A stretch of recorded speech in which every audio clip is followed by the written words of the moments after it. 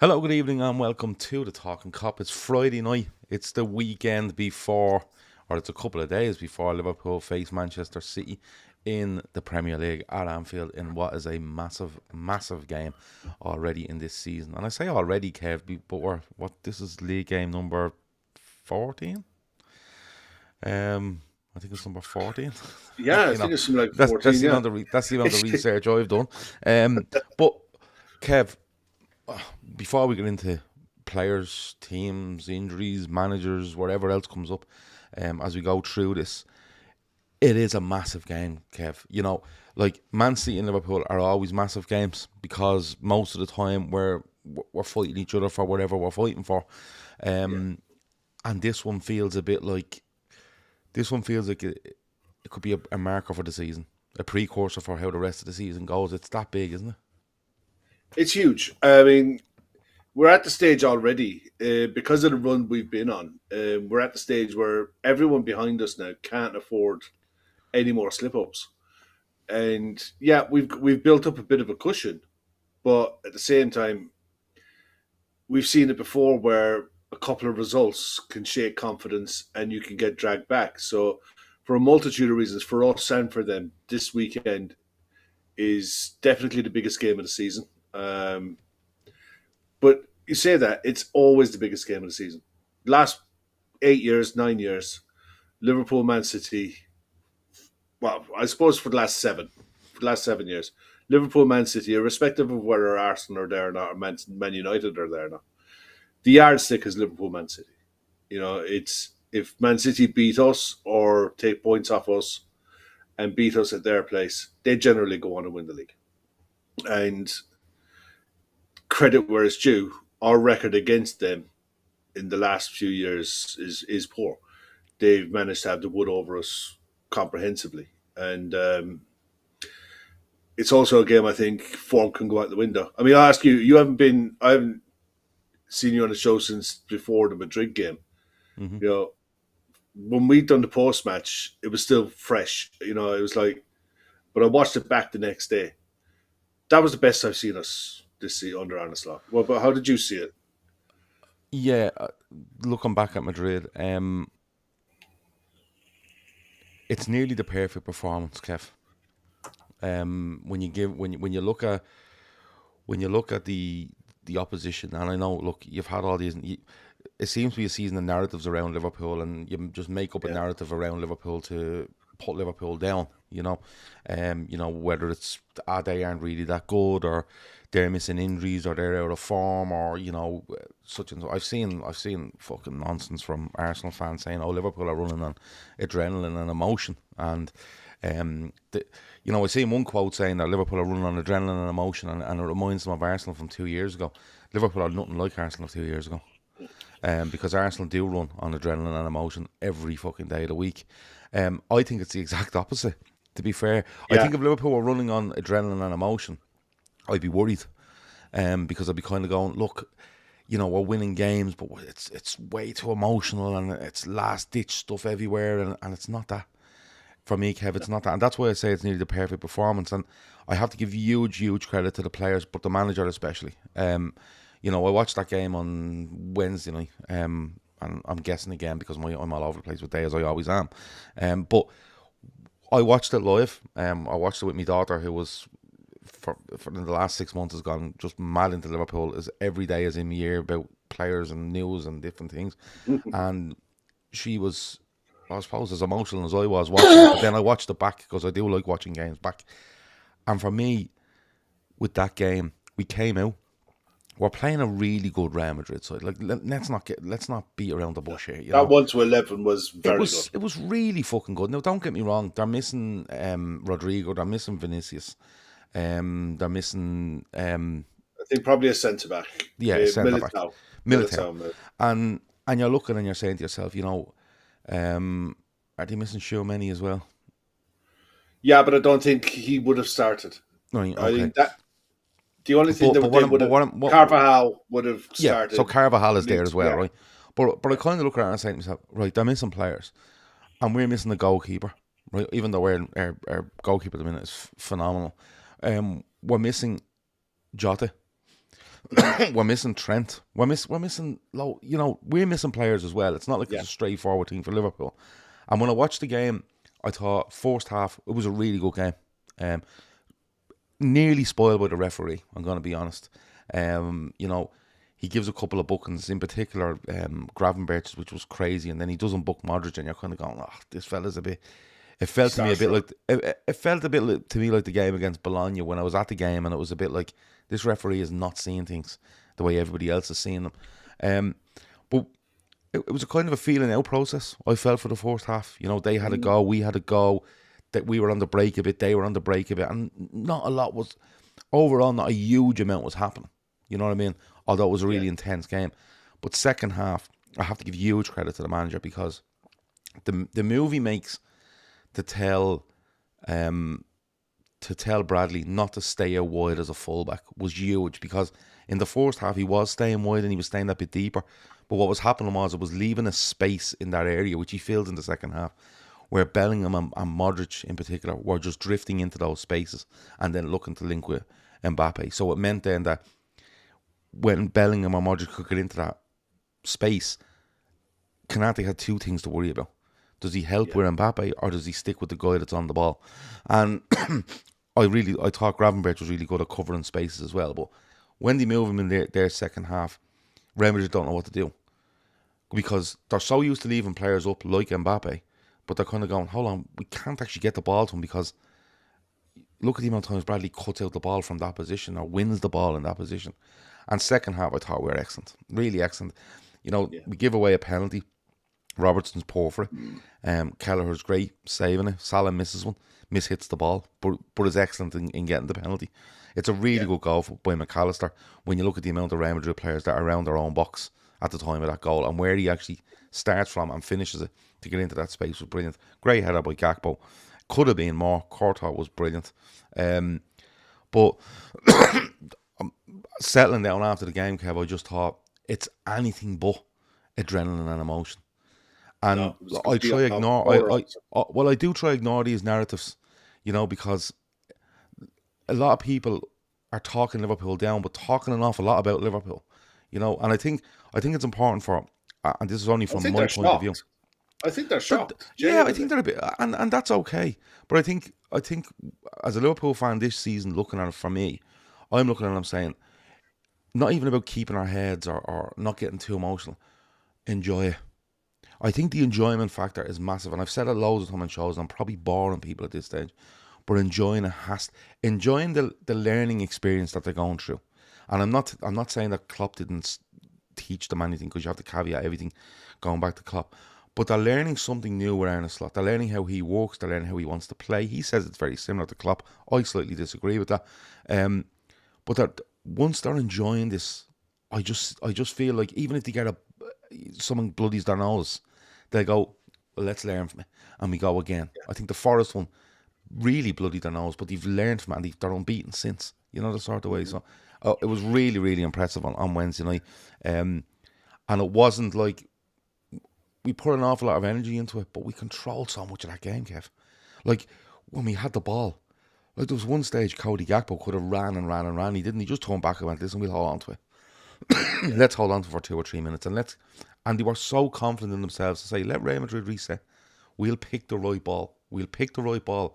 And that's actually what's done us this season, when we rushed ourselves and not picked it and over complicated things and had people running back towards us. I just thought it was really good Wednesday night, Kev. I have to be honest with you. It was one of those where I look at it and you get so much satisfaction out of everything that was done. For me, it's the one thing that you got to take into the game on Sunday. When you watch the first half, when I watched it back, the distances between the players, we were so close together. We were so compact on the ball, playing one-touch passing. You could tell it was like you were watching the drills they do, the close-touch passing drills when in training. That's the purpose of it, is you're only passing the ball, you're passing it quick enough, you're only passing it a few feet and you're going. You're not leaving it. There's no danger of someone nicking it. There's no danger of the only thing that Madrid or hopefully Man City at the weekend can do is to pull someone out of position. Then you can go around them.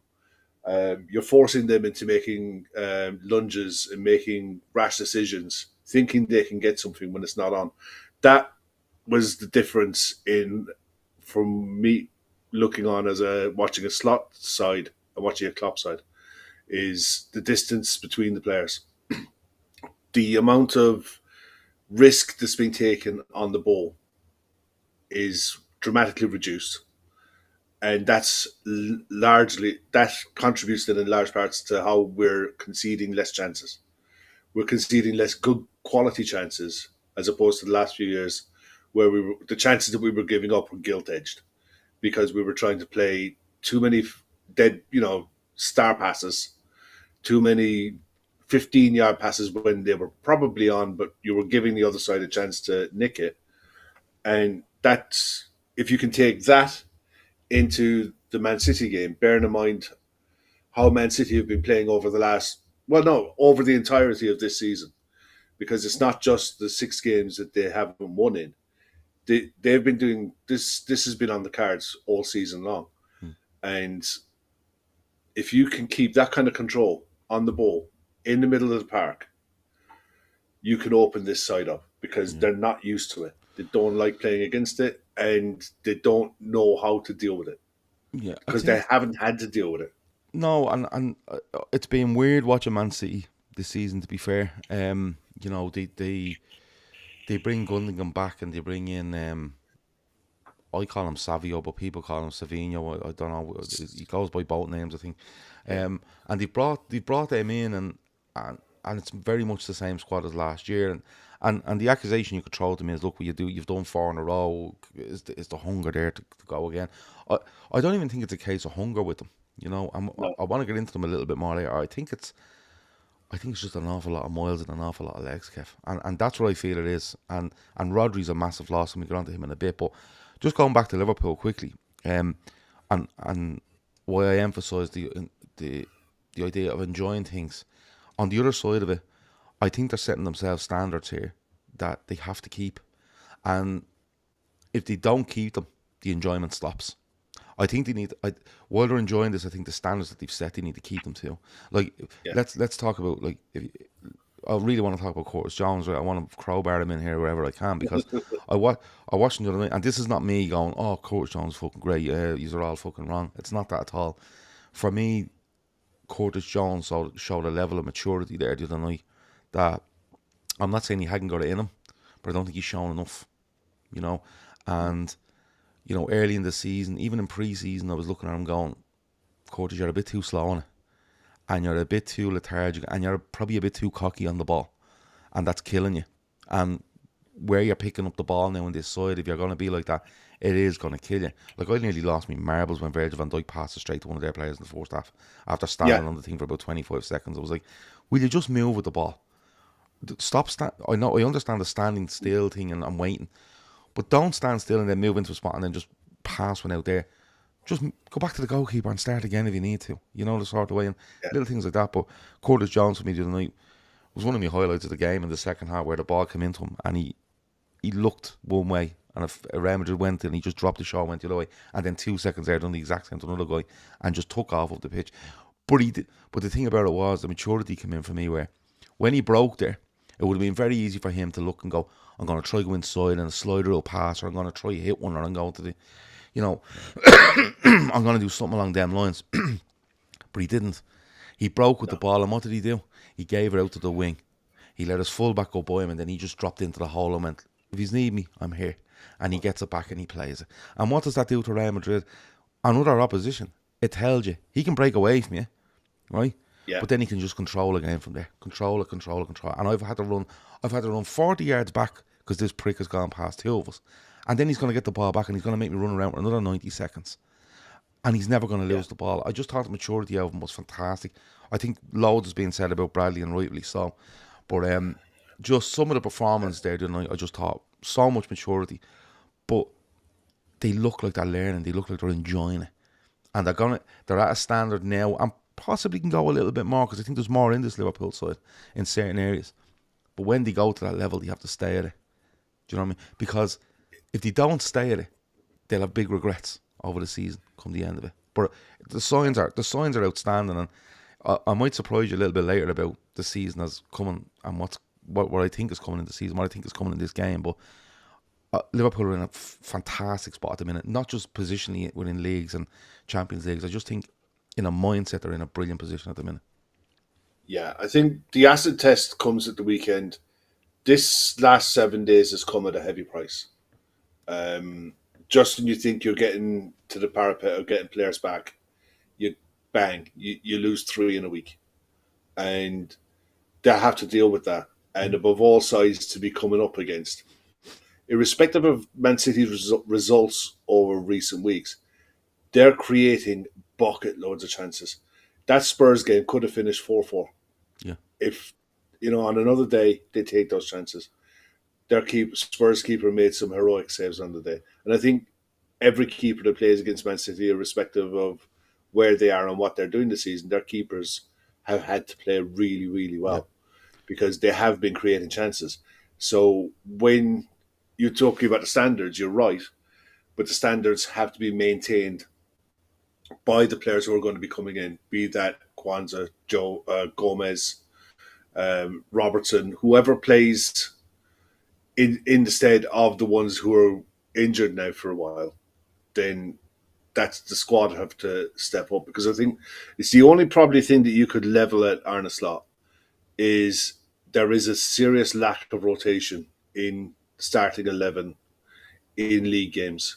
The fact that I think Kwanzaa and Joe Gomez have played in the region of about 100 odd minutes combined in the Premier League this season. Yeah. It's and when you got Mo Salah has played over 1,000. Yeah. It's it is a thing. Don't get me wrong. My only reading into it is that it's something, and you've mentioned it there a few minutes ago. The distance between our players. Right. I'd love to see the stats on how much we're running in games. I'm not saying we're not running, but I watch games, Kev, and I think to myself, like, there could be genuine pieces of games or periods in games where Liverpool literally take 90 seconds, 120 seconds, 150 seconds of rest, where they just turn around and go, right, that's enough. Right, yeah. It's enough. I don't think we're sprinting as much. No, we might be sprinting the same amount, but what I'm saying is that instead of you sprinting all the way there to run all the way back to run all the way, you're doing 4 sprints in a minute, right? Or 4 sprints in 2 minutes. You might be it feels like we're running less distance at a time, if that makes sense. It's just that's to the eye. That's to the eye. Look, there's no doubt there's stats guys out there that say, no, we're actually running more than we did last season. We're doing more sprints than we did last season. But I just think it's not even a lull in the game. I think it's just when Liverpool get hold of the ball, right? Instead of, Conor Bradley darting 60 yards with it, well, I use him as an example. He's probably taking a touch and he's running 5 yards and passing the back, and he's moving 5 yards up the pitch, and then the next time he gets it, he's moved 30 yards up the pitch in 2 touches at a decent speed rather than a full pelt running. It's just with the eye that's what it feels like, and it feels to me like there's a double way. There's kind of 2 elements to this. One, I think we are getting more rest on the ball and we're more controlled. So even when we don't have the ball, we're in better positions to recover. And when we do have the ball, we have the ability to, A, take the sting out of any momentum from the opposition, if they've had any momentum over the last minute or 2 in the game, and B, make them run around while you're not running a hell of a lot. And I think that's where Liverpool have changed for me with regards to how we have the ball and how we don't have the ball. And I get your point. The lack, I suppose, of rotation in the starting 11 is minimal, and and the majority of it comes from those injuries you speak about. But it feels like they're managing it really well, Kev. Like, there's 1 or 2 where I go, yeah, he probably needs to come out with that. He can't do it. You know what I mean? Or he's like Robertson, for me, just has played too much football after an injury. Yeah. Way too much football after an injury. But I think they can manage him as a Liverpool player. I think it's when everyone else gets a break or gets looked after on international duty, like a Virgil van Dijk. Robertson's out there playing 95 minutes every game. Do you know the sort of way? And then I still think Szoboszlai is getting used to this. Getting used to this pace, and also getting used to the fact that he's no winter break. So I think they're trying to. I think they've seen it last year, and I think they're trying to stagger him into what'll be a huge period from December 14th or 18th onwards. So I just think Liverpool are in. I can't get in my head that they're in a really good spot, and I don't go into any game thinking we might be tired after that one. Nah, because I think Liverpool can turn around on Sunday at some stage and go, we're keeping this ball for 3 minutes. And you can run around after if you want. And if you don't want it, fair enough. You know the sort of way. I just think the way he has them, it's really impressive. It's just really impressive. Oh, it is. Look, nobody saw this coming. And anyone who says they did, I'll just call them a liar to their face. Because we knew that there was going to be changes. We knew that Slot had a different style of play. But the fact of the buy-in from all of the players, from the whole squad, is, there. I think whose interview was I watching?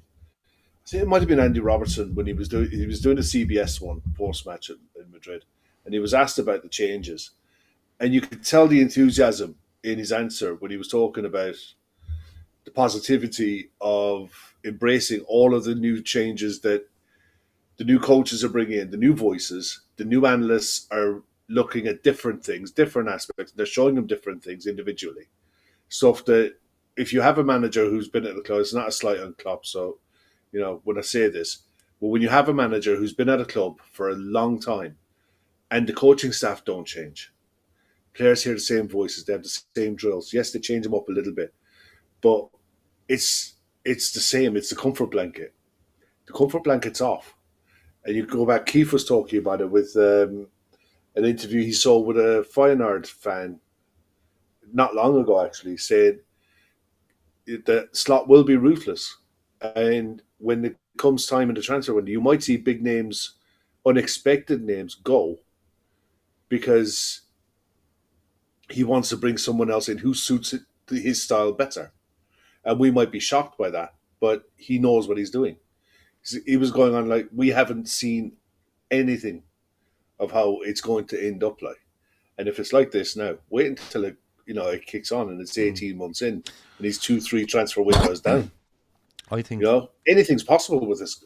Yeah, anything is possible. I just think he's been so impressive, Arne Slot, so far, and this is he's passed every test really that's being put before him, and this is another huge one. This is against, these are the guys you measure up against. Everyone measures up against every season, and I have huge issues with Manchester City. Everyone knows that. I have had it for a long time. I have huge issues with Manchester City, but taking all that away, these are the ones that they're the yardstick. They're the standard. And, they are the standard, even if it's an extremely tainted standard in my opinion, but it still is the standard, as it's been allowed to happen. I still think the argument comes that people are saying there, when I think it was Richard said in the chat, he said when Slot gets his players he wants in behind, he was talking about Szoboszlai. He gets the players he wants behind him. He feels that that player could go on a level and we go up a level. I actually do. I think the way we're playing at the moment, I think like when you're playing really well, people think, what do we need? Do we need anything? I think the better we play here, I think it lends more to the argument that yes, you bring in another midfielder. And the reason being is it's not to out anyone. It's not to turn around and go, right, Gravenberch, McAllister, Szoboszlai, Jones, if you want to throw Elliott in there, Endo. It's not to out any of them. But what it is to do is it's to allow us to up the amount of work we're doing on a regular basis in games, rather than trying to rest players in games. And we like resting in game, but it means then that if we need to go that extra 10%, we've that extra body there that you can go, listen, McAllister, you're at 100% on Wednesday night. We'd probably need you at 90% on Sunday. Do you get me? But don't worry about it. Go at your 90%. Go with everything you have because you're not going to play during the week. We're going to bring in player C, and he's going to play. So it means he can leave more out there. You know the sort of way. But the way they're managing things has been brilliant. Look, the game itself, it's a huge game. Liverpool's currently sit 8 points clear of Manchester City, 9 points clear of Arsenal. Another couple of sides around there as well, but they're the two you're going to be looking at, you know. And Arsenal play West Ham on Saturday evening. I think away at 5:30. I expect, I expect them to win that. I think. I do. I think West Ham had a really good win away in Newcastle, but I think West Ham are poor. I think their manager's terrible. To be fair, and I think Arsenal have a good record there, bar the League Cup defeat. They have a decent record against West Ham. Although last season, did he draw at home to West Ham? Did he have an issue at home at West Ham? Maybe they did. But I was more impressed with Arsenal midweek and how they played on the ball, down the wing with Odegaard, Saka, that link-up play. It's clinical, it's ruthless. And when they're on that, the more that they have them on the pitch, they'll pick up wins. They should be going to West Ham and winning. You know, they're a better side. They're a much better side. Yeah, I do expect them to win on Saturday. So it makes Sunday a big game. But what way do you think both sides approach this one, Kev? Because I'm going to be honest with you. I've seen Pep Guardiola at the height of his power at Manchester City come to Liverpool and go, you know what? If we get a draw here, we're out the gap. Because they haven't got a great record at Liverpool. They've won once in about 25 years at Anfield, maybe more. And that was in the... Twice, I think. There are 2 wins at Anfield, but only 1 in the league. They'd won in the COVID. Yeah. They'd won in the COVID year. And I can't remember another one. Under Klopp, I think he only lost once at home to them. But what I'm saying is that he like, if he's 3 points behind Liverpool there on Sunday, he comes in there and he says, lads, take a point. Right? Yeah. We beat them at home, we're level on points, and we back ourselves to win more games over the last 17 games of the season, or 18, 20 games, whatever it is, right? Yeah. But this one, Kev, just on Man City, they have to win this, Kev. They have to. Or is it a must not lose? Do they take the draw? Look, we're sat on 31 points. They're sat on 23. There's an 11 goal difference at the minute. Yeah. Now, one thing that you can say under Arne Slot as compared to previous Liverpool sides, we don't score as many goals, but we aren't conceding as many. All right. So our goal difference is okay. We're where, and I know you hate XG, but we're where our XG says we should be over the season so far.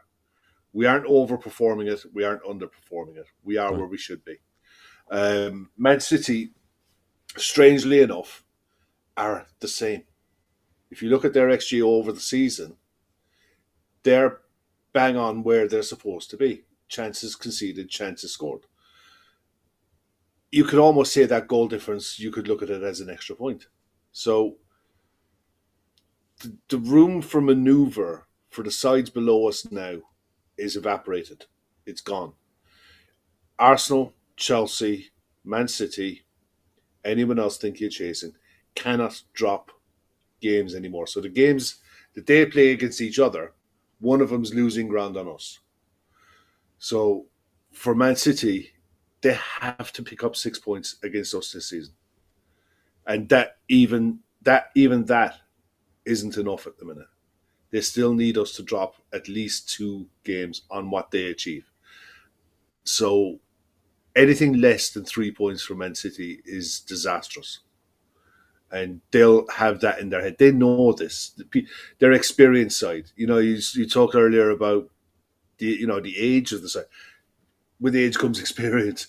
The players know how important this game's going to be. And the players talk. You know what I mean? If they're strangers to each other. You know Virgil van Dijk and Kevin De Bruyne are in each other's ear all the time. Yeah. So it's like the likes of Kevin De Bruyne, Ilkay Gundogan, Bernardo Silva, Ruben Diaz, they all know this is must win. They cannot afford another humiliation, which is what 7 in a row would be. It's another humiliation. And couple that with how they threw away a 3-goal lead at the weekend. Mentally, they must be really fragile at the minute. They have to be. It's bad. I mean, it's bad enough being on a run that they're on. Losing to Spurs the way they lost, but throwing a 3-goal lead away to Feyenoord in the manner that they did, that must be crushing for them. And any adversity that they face on Sunday, go behind one, can't get ahead in the game. Anything. It could be anything. And they could crumble. We don't know how they're going to react because they've never, as a squad, they've never been in this situation. They've lost a few games. They've lost two. I think the most they ever lost was 3 games back to back across different competitions. They've never been in this situation, and they haven't had to deal with it. A lot of these players haven't had to deal with it ever. So how they react Sunday is massive. We need to just be ourselves, do our job, play our game, play the way we have been playing, and I'm not saying play within ourselves, but play the game on its merits. Play your opponent. Look for where the spaces are going to be, because there will be spaces, and exploit the spaces that are left. Man City have to look at us and say, Christ, they've conceded 8 goals in the league. We have to, and we've an average of scoring 2. Over 12 games, we've scored an average 2 goals a game. So, and we're at home, where we don't generally lose, and they don't generally win. All things I've just said say we should be winning this Sunday, but it's Man City. You'd never know. You'd never know how these games can go. Yeah, it's like Lucio says there, 26 games to go, lads. It is 26 games to go, but the thing about this league is if there's one consistency about this league is if the top team or the top 2 teams get ahead of steam up, very little stops them. And that's why you're seeing 100 points, 99 points, 97, 8 points, 97 points, 94 points, and teams dropping less 20 points, 20 points or less in a season. That's where it is. And I completely understand Lucio's point with, the 78 points to play for a long way to go. There is a long way to go, but you see what happens, because you're in, it's such an elite level of football. Even the most elite players, even if they're 9, 12 points behind, they kind of know that the guy on the other side is elite as well. And they'll absolutely run on that 9 points clear. And they'll hammer on it. You know what I mean? And when they hammer on it, it's very fucking hard to stop them. For me with City, as I said, it's been weird watching them. I think they're still a fantastic side. Their goalkeeper is excellent. I think there's huge question marks over Kyle Walker, because he looks like he's a yard off it. And, people would say, he's a yard off it, Kyle Walker's still lightning fast. It's not so much the pace. It's that takeoff.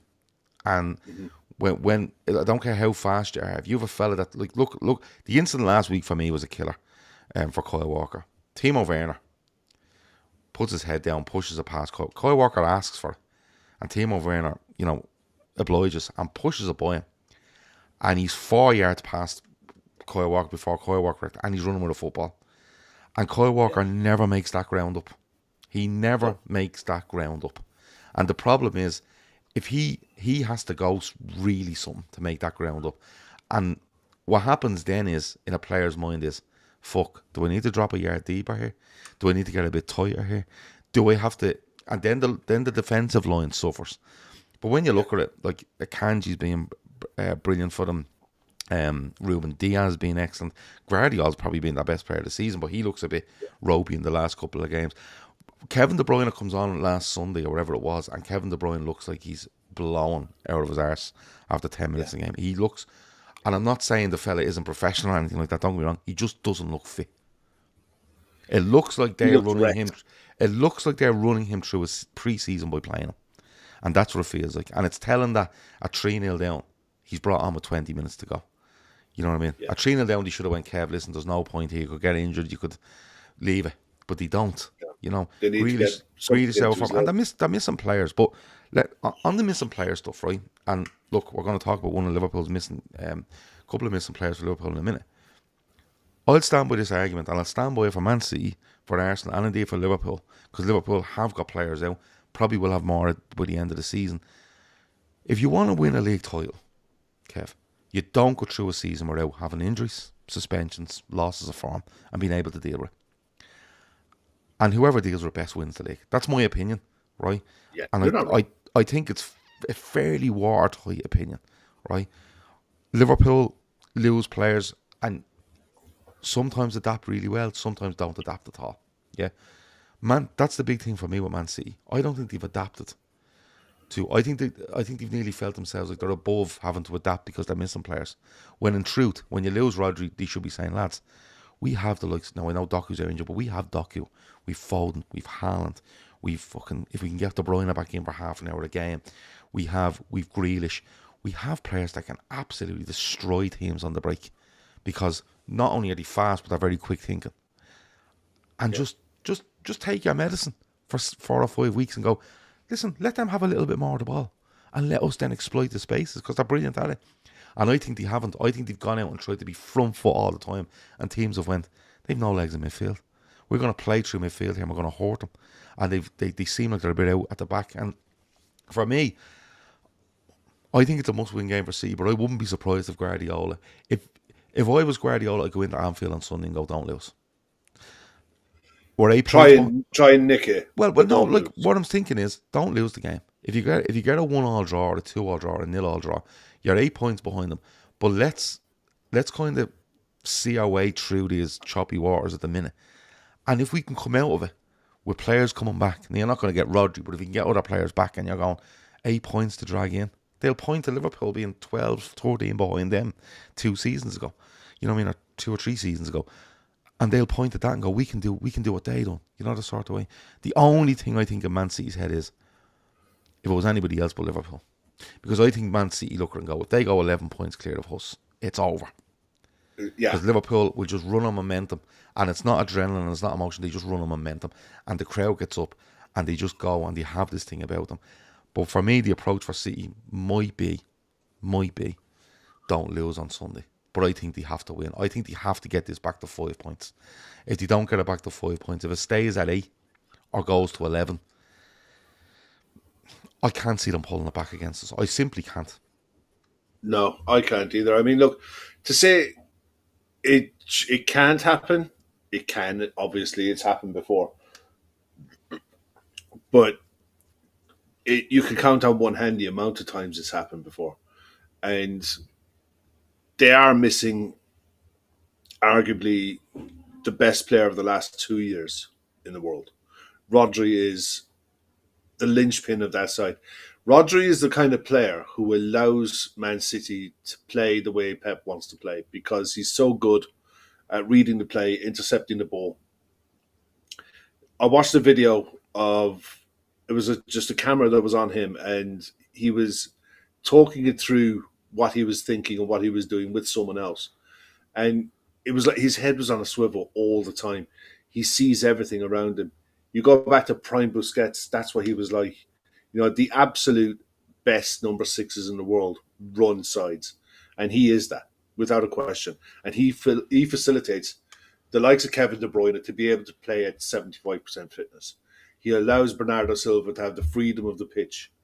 And in what Man City did in the summer, in their biggest mistake of the summer, in allowing Alvarez to go to Atletico Madrid and not replace him with a forward, he allowed everybody to be able to supplement Haaland and to be able to help Haaland. Once that was gone, Kovacic is the next one in line. He's nowhere near that level. He's a good player. He's a good Premier League player, top 6 player, but he's not special. And he doesn't allow the others to do what they need to do. And the problem that they have is, couple that with losing Ruben Diaz at the back and only having Haaland as a striker. He's the only one at the club. They're not able to maintain what they need to do on a consistent basis. So you might have to soak up pressure for 20 minutes at the start of a game against Man City, but you know the space will come in midfield. Gundogan can't run. You know, Bernardo Silva can't cover the acreage that he used to cover 5 years ago.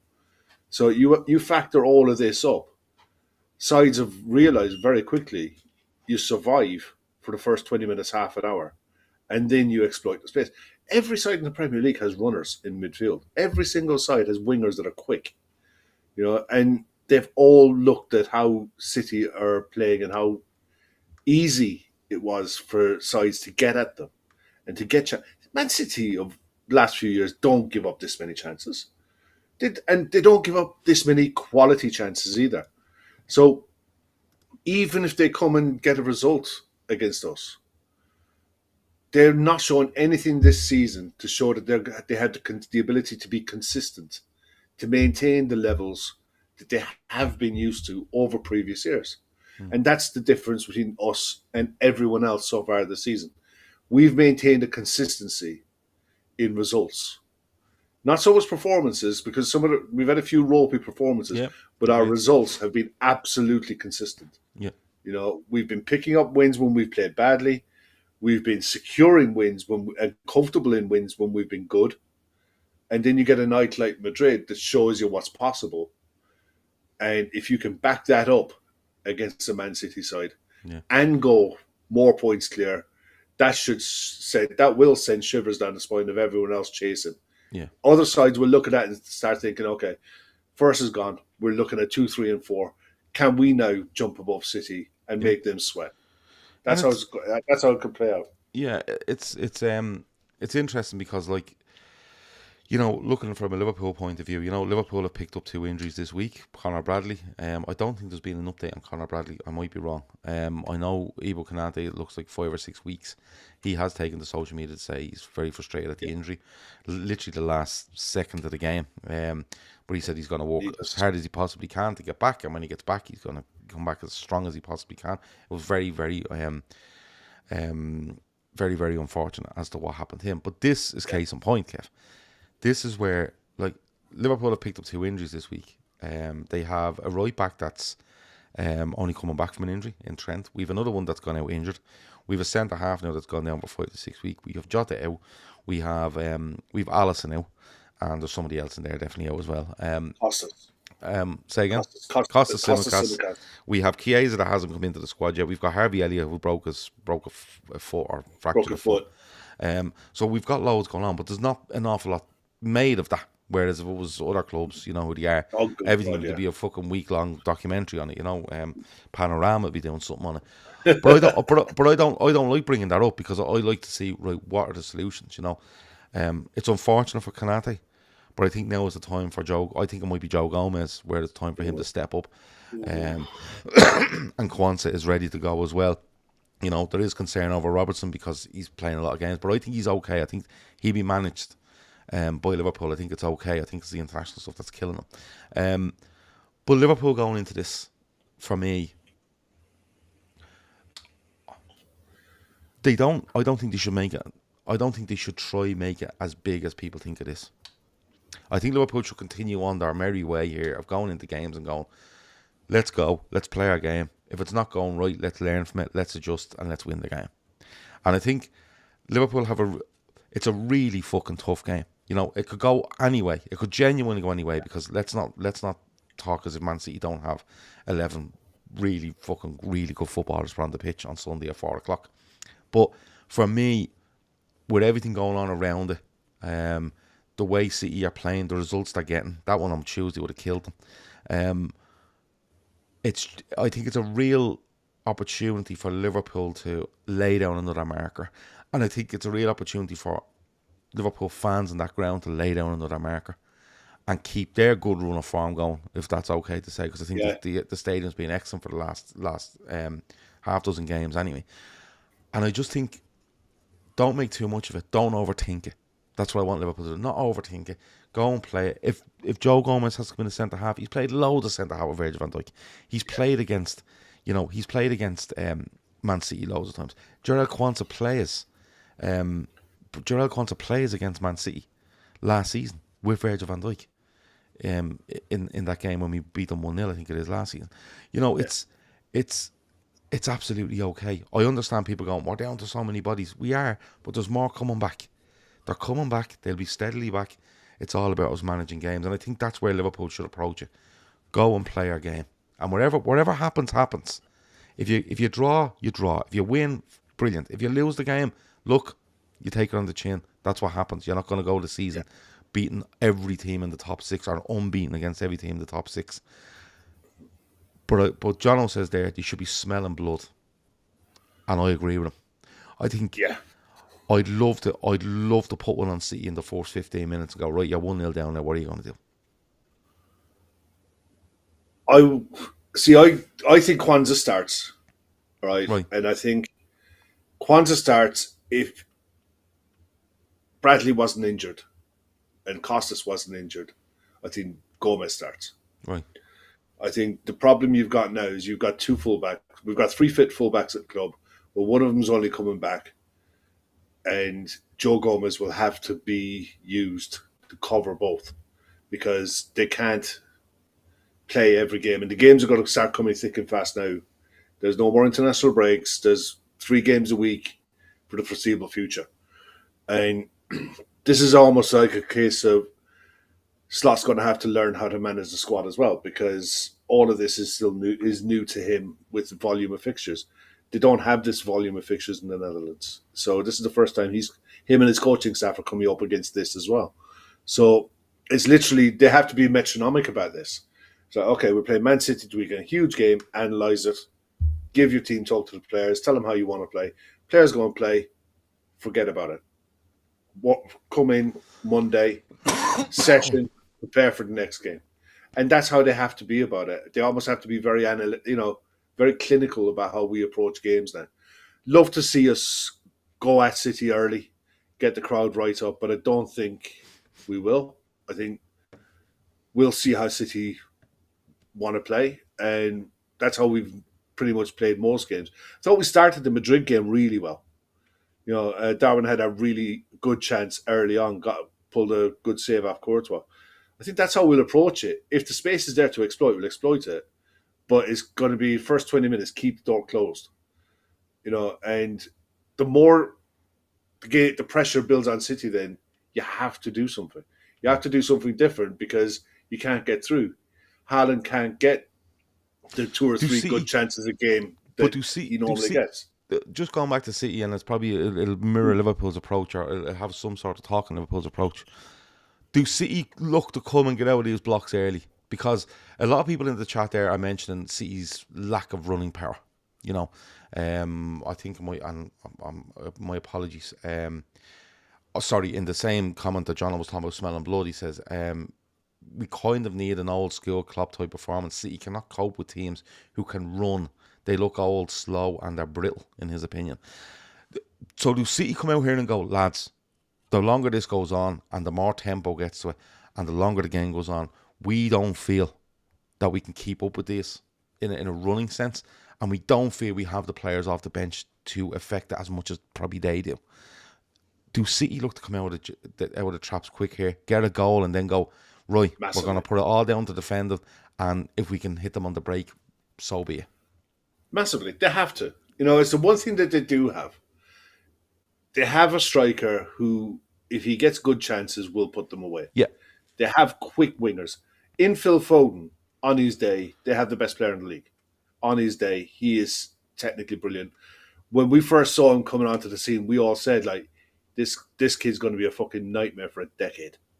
And he is. He's an absolute world-class player if you give him space to play in. So I think City have no choice but to come out at us for the first 20 minutes because that's when they're fresh. They know that if this game is tight and you're at 70 minutes and you're looking to affect it off the bench, even with the injuries that we have, I think we have players who can affect the game off the bench more than what they do. And they won't fancy the running that we will be able to put on them on the 70th, 80th minute. So their best chance is really, truly get a lead, get 2 goals if you can, sit back, soak it up, play Haaland off on the break with Doku or with Savinho, and try to hurt us that way. Or they'll play more likely be Foden and Savinho. The only thing about Savinho doesn't score much. Yeah, he doesn't score. Really tidy player though. Yeah, quick, really quick, good dribbler, a good provider, but he's not going to track back. He's not defensively minded in any way, shape, or form. So I think they have to attack the first 20 minutes. Yeah. Try to get something on that, and then look to be smart on the ball after that. Even if they've got to do that for 45 minutes and we got to live with it for 45 minutes, that's fine. I don't think they can do that for 95. I don't think they could live with us for 95 minutes in the same way that we can live with what they want, with what they'll bring. Yeah. City's 11, as much as they talk about, injuries or whatever else, and I'm kind of sick talking about injuries because everyone has them, and I could give you a starting 11 with but Alisson. they are important in this game. They are important, but they are important, Kev. But I could give you an 11 where I could say Alisson should play and Jota should play, and Trent's not really fit, so Bradley should really play. Robertson's played too much football, so maybe Simica should really play. Kanate's out, he should really play. The sort of way. We'd love to have just where they are. It's just where they are in respect to their fitness. If Ruben Diaz comes back in at the weekend, I think he will. Ruben Diaz starts at the weekend. Ruben Diaz hasn't kicked the ball in anger in a good while. Yeah, he ain't going to be match fit. But you're looking at who are you looking at here? We're looking at Edison will score goal. Kyle Walker, Akanji, Ruben Diaz, and Gavardio as a back. Gavardio. Is Stones not around? No, it doesn't look like he's going to make it. And if he did, I think he'd want to use Stones in the middle of the park. Okay. So middle of the park, and who's he looking at? Would be Bernardo Silva, Gundogan, and he's got to flip the coin. Does he play Matheus De Bruyne or that Matheus Nunes? One of those two. Or what's the fella's name? Rico Lewis. He won't. He won't play Rico Lewis. If he plays Rico Lewis in this, Curtis Jones will have a field day. Right. Because Rico Lewis, Chris is constantly saying it, he doesn't see what it is about it. I think he's a tidy footballer against sides who are beneath their level. Against sides where City are going to dominate the ball, and he can look good in those games. I watched him for England, and he looked so far out of his depth. And that's an international football. This is a level up from that. Right. I don't think he's anywhere near. So we're at Ederson. We're at Ederson, Walker, Akanji, Diaz, Vardiol.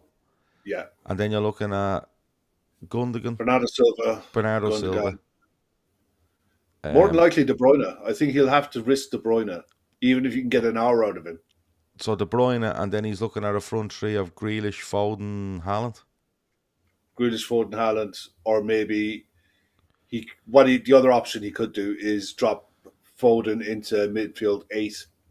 Yeah. If he's got Savinho to play with Grealish. Haaland. Yeah. So it's still plenty of players there. It's still quality. Yeah. On the Liverpool side, then you're looking at Kelleher in goal. You're looking at, I think Trent will come back in and play. Trent, I think he'll go Gomez. I think he'll go Van Dijk. I think he'll go Robertson. And I get the point about Gomez having to cover, but the thing for me is that if we're in the game and anything does happen to Trent or Robertson, he can just bring on Kwanzaa for them, put Kwanzaa in and move Gomez either side. Yeah. But I think at the moment, just the way the season's gone with Kwanzaa, I think it's a massive learning curve for him. I think he was excellent in pre-season, and I'm so upset after the Ipswich game. But he just hasn't got a look in because Kanate's been excellent. But that's not to say Kwanzaa hasn't been brilliant in training. It's not like he's becoming a little bit cold. But I think he's the sort of player that's really confident in himself. So, but I think he'll go Gomez. That's what I think he'll do. He'll do Robertson. I think he'll do Gravenberch, McAllister, Jones again. And I think he'll do Diaz, Nunes, Salah. But maybe Gakpo has an argument there. I think it'll be the only way I think he starts Gakpo is if he plays Luis Diaz through the middle. Yeah. Which Chris Brack is possible. Chris Brack says Ake is supposed to be fit. Stones is 50-50 and Doku was due to be back. Yeah. But there you're talking injury pro, or coming back from injury. He might throw the kitchen sink at it and play all of them. But even if he did, I don't think Ake gets into their best back four at the moment. Or maybe what he does is if he's in the game on 70, he can say to a Doku in particular, Come on there for 20 minutes. You haven't been playing the last couple of weeks. But having said that, you know, I think Doku's all these players have been in this side when they've been not good this season. When they've they haven't been. They're convincing Man City this season. Now that's not to say they won't come out around Anfield and be fucking world beaters, because we've seen it before. Where you think City are kind of, it's a bit ropey here, and City go out and just go bum bum bum bum bum. But it's an intriguing one. It really is an intriguing one. Would it be interesting if he does start with Luis Diaz as a false nine? Because there will be space in that area between the centre backs, because they don't have a sitting six. The only thing I'd say to that is, Kev, if he plays Gundogan, right? Yeah, he won't play. I don't think Gundogan wants to be caught high up the pitch. Because the big thing for me on Gundogan is, Gundogan, the season before, whenever it was, right, the season before last, he was fucking unbelievable. He was everywhere, right? Yeah. He won the league for Man City, right? He was unbelievable, right? But the big thing for me was, Tottenham Hotspur scored the fourth goal there. It might have been, the third goal last Sunday. And I don't know who it is in the midfield, goes past Gundogan. Sarr, drifts past him. Might have been Sarr, might be whoever it was, right? Whoever was playing Basuma, one of them, right? And what happens is, when the player takes off with the ball, Gundogan, instead of chasing him, you can see Gundogan flailing after him and pointing to other players to say, will you come and get this fella? Because he knew he was out of the game. So I think if he plays Gundogan, I think he might say to Gundogan, you're either going to play the highest of the three midfielders, or you're going to play the deepest. I'm not putting you in that middle of the park part. Because I think you'll see City with a 4. I think Bernardo Silva is a model to go into that middle of midfield, but I think he might actually play Bernardo Silva and Gundogan beside each other. I think he might actually play them right beside each other in 2. And then he'll say to himself, right, I'll put Foden in front of them. And that'll be me 3. But I either have to keep Gundogan close to their goal or close to theirs. I can't put him in the middle of the pitch, because I think Gravenberch will kill him, and I think even Jones will kill him. And that's just for me watching a game where City are chasing, and next thing Spurs break, and it's only about 10 minutes into the second half. And honest to God, he's pointing at anybody. You know, he's pointing at anyone he can to try come and fill this gap that he's left, and that's where I think it is. It's such an intriguing game. Stephen Foreman says, "How do I become a member?" And what's this Telegram talk I hear about? Stephen, if you want to become a member, there is a join button. If you're watching, I believe it's different on Android and Apple. I think on Apple you have to hit a join button and then log in somewhere and then do it. But on Android you can just hit join, pay up for the month, and you can come along. Telegram, when you do join, if you join, you email us to say, I'm a member now. We double check it and we get you into a Telegram group. It's like a chat group. It's a bit of crack. We had a couple of members join that were members but decided to join the Telegram, and they got absolutely grilled for 24 hours because they're all arseholes in the group, let's be fair. But the group is, if you have thin skin, don't go into the group. Just going to say that to you. Do not go into the group, because everyone gets absolutely hammered about everything 24 hours a day. But it's a really, they want to know the ins and outs of the Ducks arse. It's really good crack, but it's just don't take anything anyone says seriously. That's the only thing I would say to you. If you are watching, if you are watching, hit subscribe, hit like. Please leave us a comment in the live chat or one afterwards. If you want to join and become a member, please do so. It's $3.99 a month, and we lash on. Do you know what we probably don't do enough member shows, because we like to give a lot back to people that are watching. But I've drawn up a plan, Kev.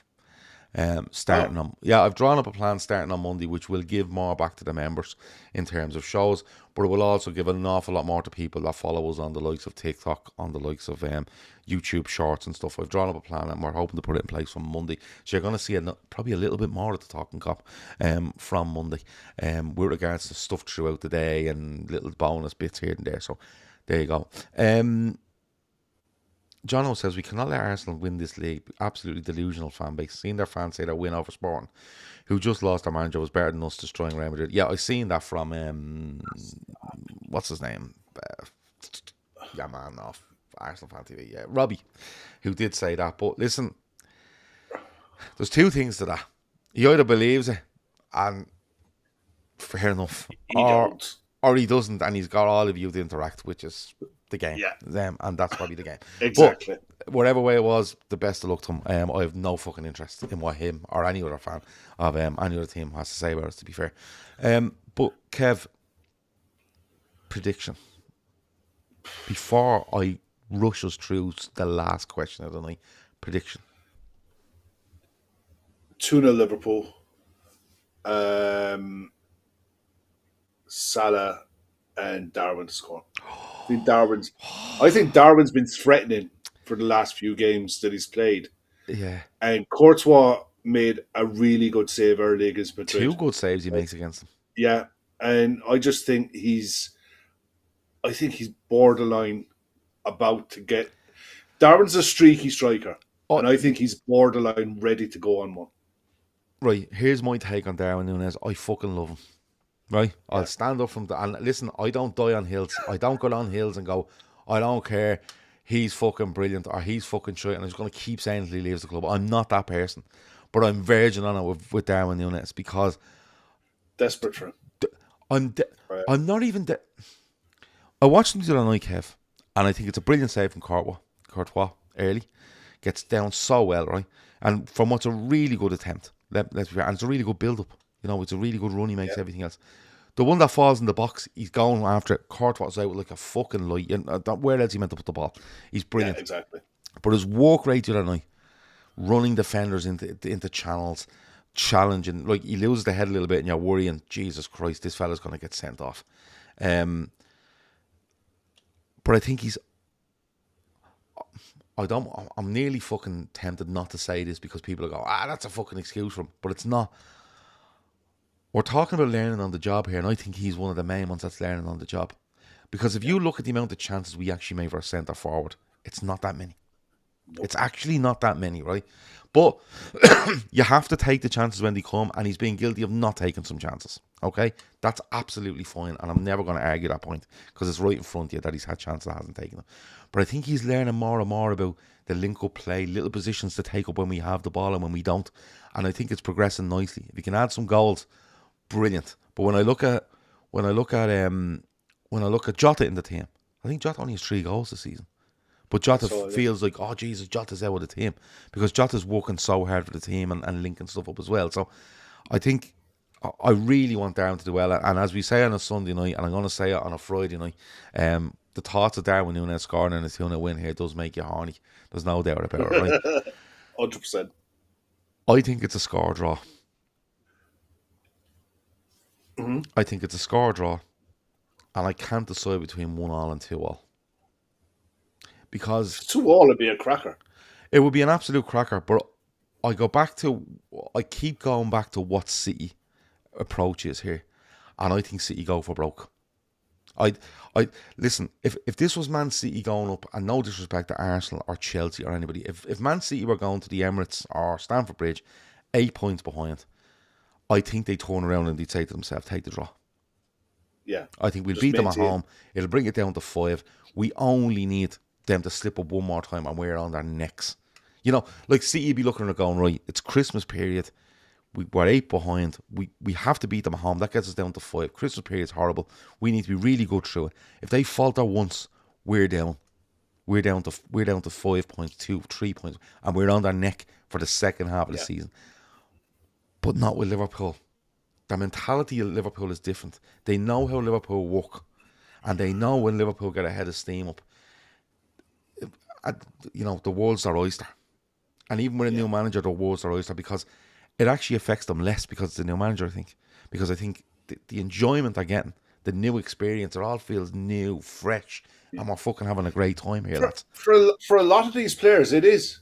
For an awful lot of the players who are in the squad, they're experiencing all of this for the first time. I get that, Kev, but for an awful lot of them in the squad, it's not. It's muscle memory, right? And there's key ones in the squad that is muscle memory for.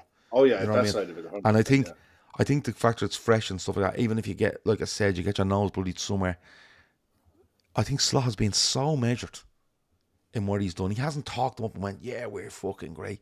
You know, and it could have easily been done because he's a new manager going, I'm gonna hammer I'm ahead of the game here. I'm gonna have to, I'm ahead on points here. I'm gonna hammer this home because we've been really good. But he hasn't. He's been so level headed that a defeat leaves him level headed. You know what I mean? But I think it's a score draw. I genuinely think it's a score draw, and I don't think it's the worst thing in the world. I think it's it's going to be a really good game. I think just the narratives in the game itself, there's loads of them. There's absolutely loads of them. Now, don't get me wrong. I'd love Liverpool nothing more to come out and you tell me, Gav, after 25 minutes, Liverpool are 2-0 up here. I'd love nothing more than that. I just feel that These games don't tend to do that. No, That's what I mean. and I think it'll be it feels like a game that's in a balance, and I think City have to go for broke. And I think that if they go for broke, they have to attack. And when they attack, they're really fucking good, Kev.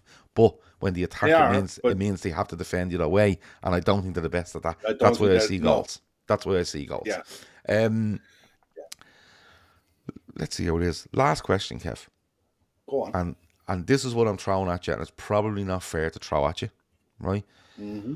But I was looking at fixtures today, and I'm going to be honest with you. I was looking it up because I know it was Manchester United were playing Everton, and I remember the thing from the Blue Room last week where they were going. It's an awful fucking run of games we have, and I looked up Everton's run of games, and they're right. It's a fucking awful run of games they have right till the middle of January, where you're looking going. There's an argument here.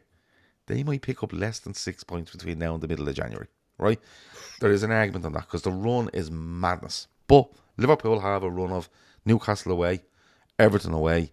They've Spurs away right before Christmas. They've Leicester at home. They've Fulham. There's a load of games thrown in there, right? Question to you is, Kev, where do you expect Liverpool to be come the 1st of January?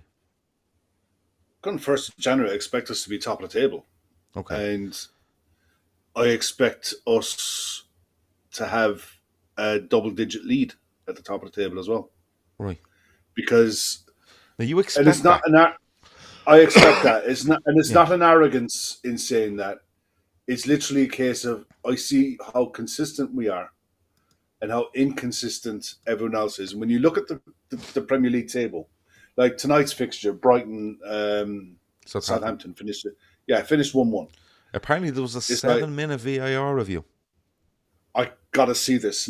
I gotta have to see why. Make sure you book 7 minutes of time to yourself because I don't know whether I don't know. The fella in the van must have got out for a smoke and forgot to fucking get back to them. 7 minutes is a fucking horrendous amount of time to make a decision. I'm just looking at how we're playing and how everyone else is playing. Everyone is taking points off everyone else, and it always seems to be the case that normally the table by now has spread apart.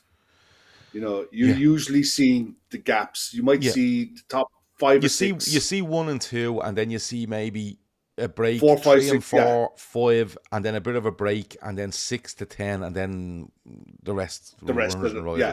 It's not that way this season. This season. Sorry, Kev. Ibrahim says 7 minutes, and guess what? The decision was very wrong. VAR, what did you expect? I expect absolutely fantastic. Go on. I expect nothing. But no, I just think that out of just on sheer consistency alone, I mean, I think if we beat Man City at the weekend, I mean Newcastle away is a tough one, always is. Usually a good game, but I watched their game against West Ham, and they were toothless up front, and they were leaky. So last derby at Goodison is going to be huge. Yeah. But I don't think Slot gets emotional about fixtures. Yeah. He hasn't been here long enough to. So he'll just look at it as a game. Yeah. The players have to manage that themselves. And then it's like, going to travel, I think, are we away to Fulham? No, home to Fulham. So we have... Home to Fulham. That's a tough one. I think it's next Wednesday we play Newcastle away. Which is the 3rd of December, is it? 3rd of No, the 4th of December, I think. Yeah. 29th, 30th, 4th.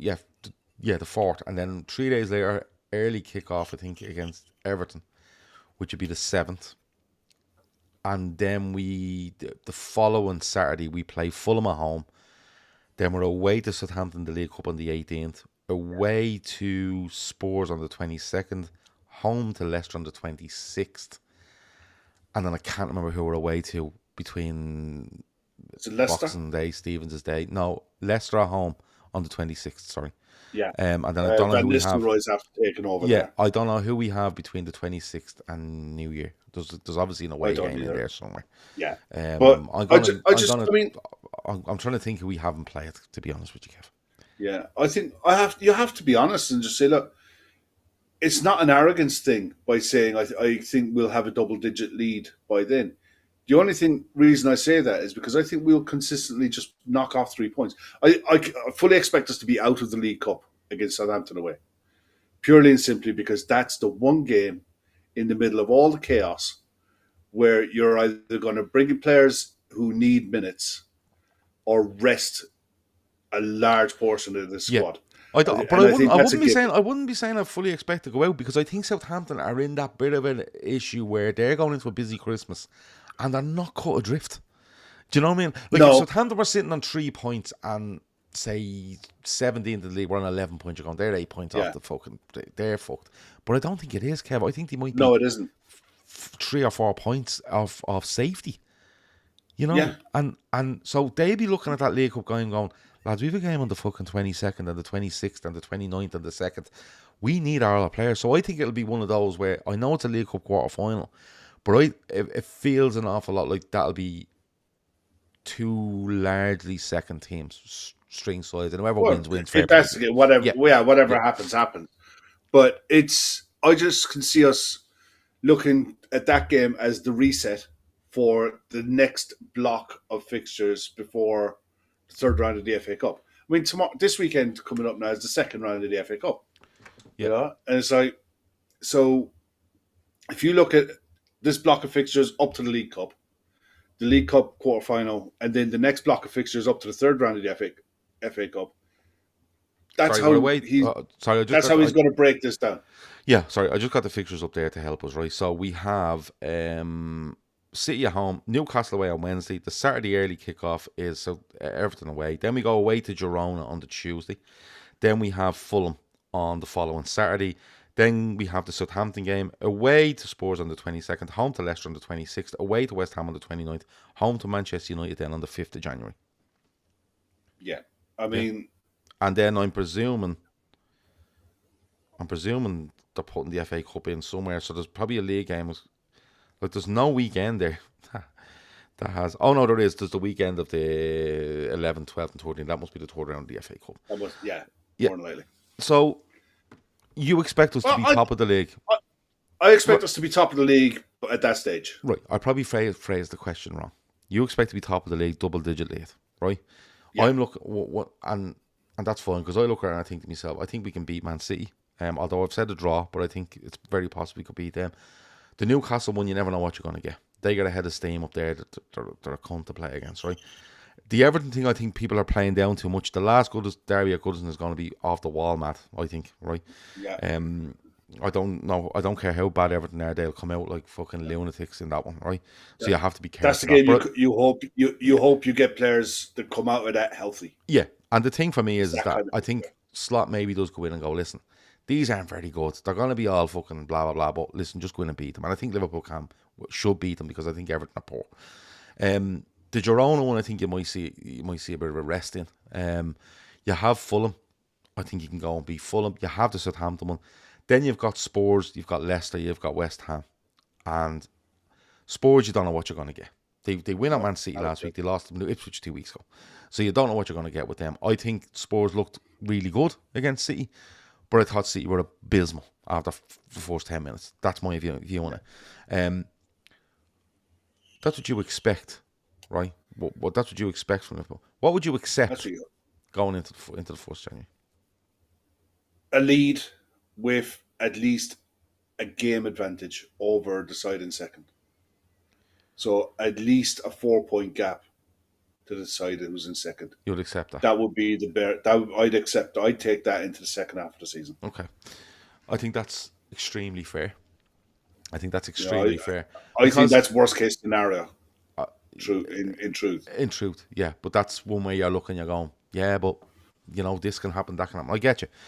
My thing on this is that, and I stick by it. I think the pressure is on Arsenal to win this title. And I genuinely where are they now? They're 9 points behind us. Okay. Right. I think the pressure's on Arsenal to win this title because, you know, Torres is there. Arsenal need to go at 2.6 points per game. That will be historically good for them. It's not happening, in his opinion, right? My thing on this is that Arsenal will never have a better chance to win this title than this season because No. of the Rodri issue, right? That's the first thing. The second thing is, when all's said and done, we talk about Liverpool's consistency and different things, and they've had injuries, we've had injuries, blah, blah, blah. They are going up against a side that is literally 4 months into what they're trying to do, okay? Mm-hmm. And in parts are inexperienced at this sort of run in and stuff like that. Having said that, you went through Liverpool's side. There's a lot of experience in different ways. You know, Alexis McAllister's never been in a title run in, but Alexis McAllister's, I think, might have won a World Cup. He has, right? So there's these things. But my thing on it is that if you base it over a period of time, all things being equal, Arsenal should be the ones that everyone's looking at to win this title. And even at 9 points behind Liverpool, I think Arsenal are the ones you need to look at. Because, you know, they've had a difficult start to the season. I think it's overplayed a little bit. I think Liverpool have had it as, you know, not as difficult, but have had difficult games. Chelsea are there also, says Bonkers. That's a very fair point. Chelsea feel like they're a bit of a wild card in all this. But what do I see happening? I see Liverpool leading the league table going into the second half of the season, which will be after the game on the 29th. I think that might bring us up to 18 games. I do see us, you know, being ahead. But I'm absolutely comfortable. I'm absolutely comfortable if you tell me that Liverpool are level or within a point of Arsenal and City going into the second half of the season. And that's not me saying I expect us to be shy and I expect them to be excellent. I just think no matter what way this goes in the next 5 weeks, right? That pressure on them is never going to drop. It's never going to lay off because of the way they've spoken themselves up. Whereas I think Liverpool could take a little bit of a beating here or there and come out of it going, lads, fucking second half of the season, we're a point ahead, or we're level, or 2 points ahead, or a point behind. This is fucking great. You know the sort of way. No one expected. We've taken a rough and tumble, and no one expected us to be this close to this and walk off that. Do you know what I mean? And that's not me being defeatist in any way. I think it's just marrying up with learning, enjoying it, and going with it. And sometimes you get a beat. Sometimes, Kev, I could be sitting here in 5 weeks going, lads, we've beaten Man City, we've turned over Fulham, Everton, fucking Newcastle, Spurs, Leicester, West Ham, and we're going into a game against United now, and we're fucking out. We're in cruise control. You know, I could be. But what I'm saying is, in order to enjoy it, learn, keep going, and actually not heap too much pressure on yourself, right? You have to remember that pressure on Arsenal in particular is going to stay there for the whole of the season. And it could be their own doing. Someone made the point in the chat there earlier on. The amount of money Arsenal have spent on this squad over the last 3-4 years, they have to achieve something this season because they're on the verge of that side, I think, facing a bit of a breakup.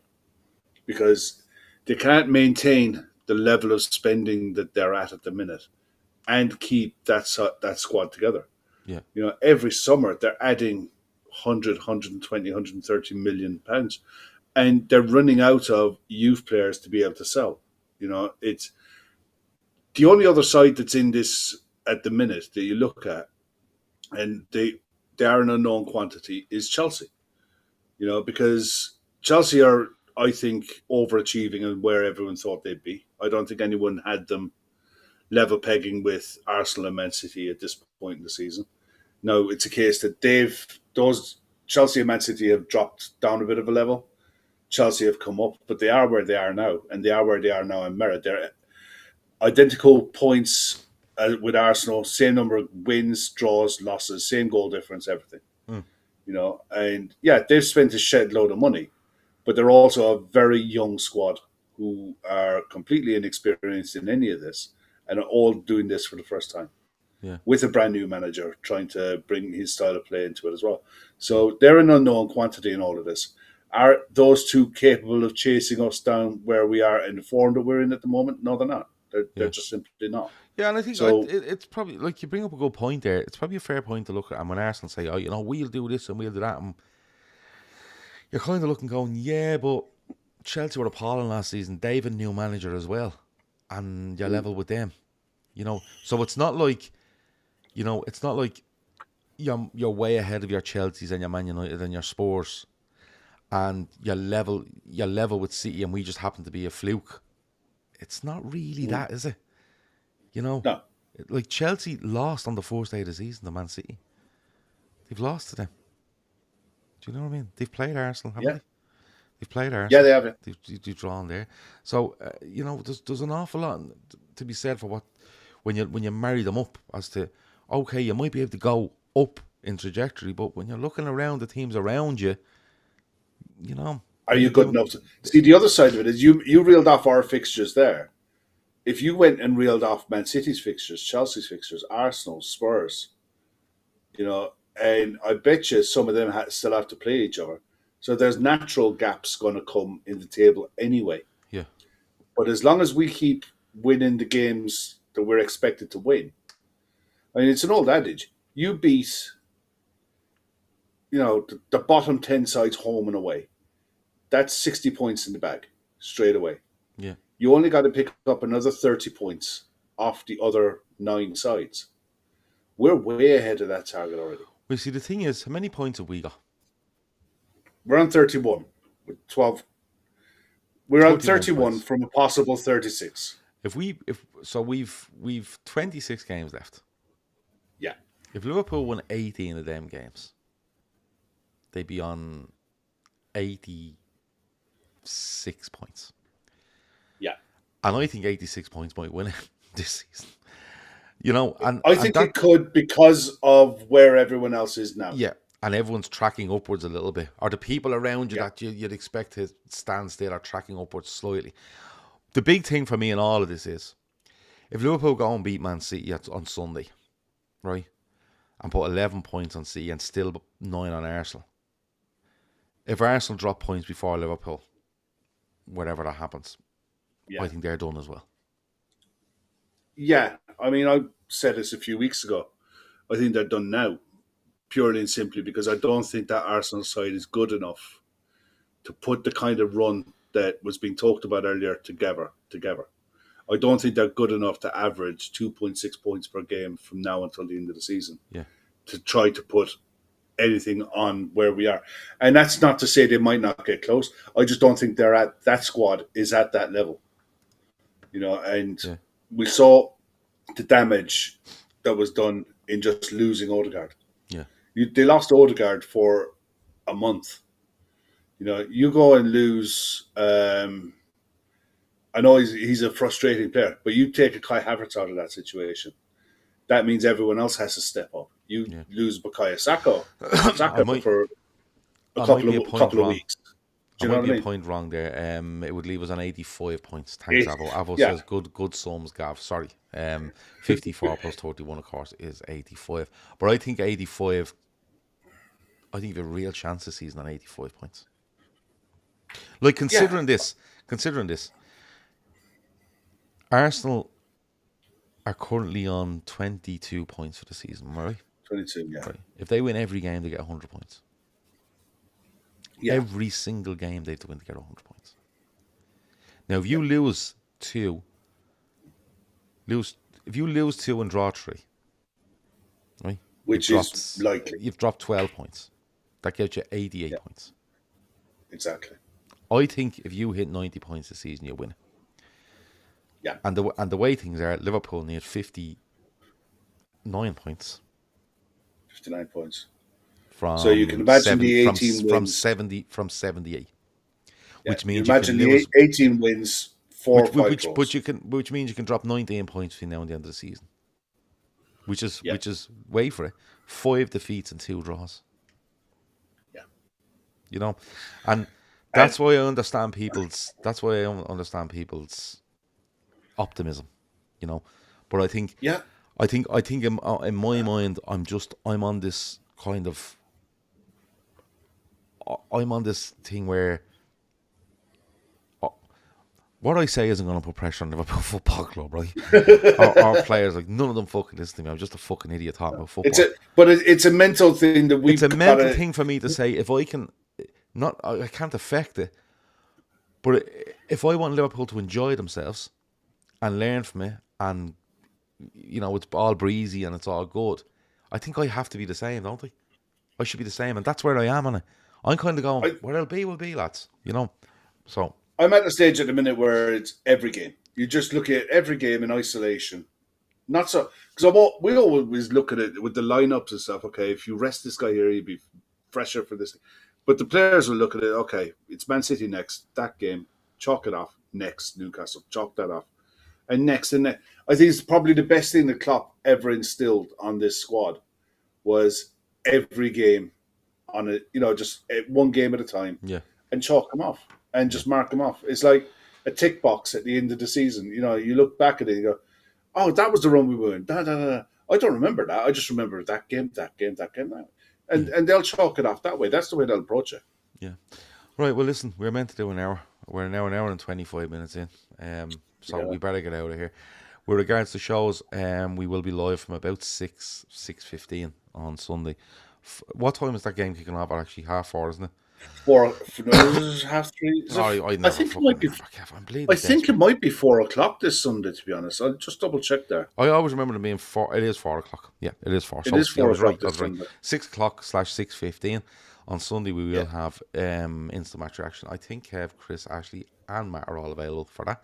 And then myself, Emma, Shawnee, and Keith will be with you from 10 p.m. on Sunday night, and then from Monday we will have all the shows you're used to, and of course games are coming thick and fast, and then make sure that you have Emmett's doing an awful lot of work with the TikTok account, or I know nothing about, so I'll leave him to that.